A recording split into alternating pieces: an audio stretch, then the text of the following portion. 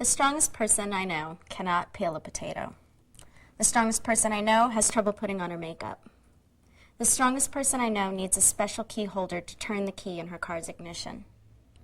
For the past 15 years, my 47-year-old Aunt Sue has been living with rheumatoid arthritis, a painfully debilitating disease in which the joints of the body become intensely inflamed due to the immune system's activity.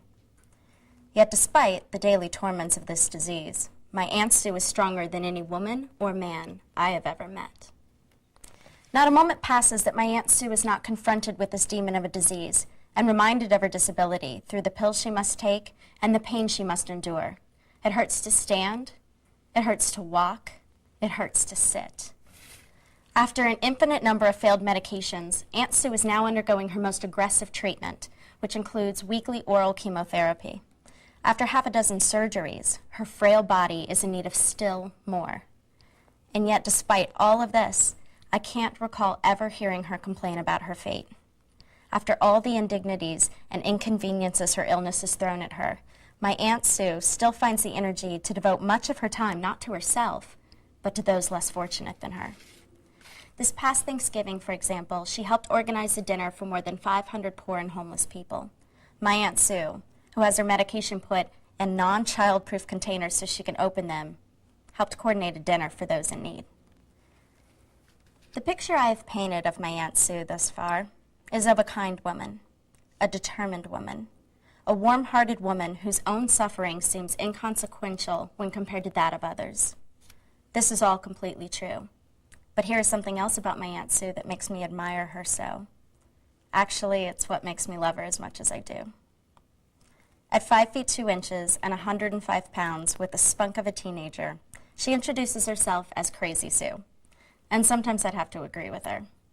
Somehow she is able to approach this demonic disease with a sense of humor. And not just any sense of humor. My Aunt Sue is one of the funniest people I know.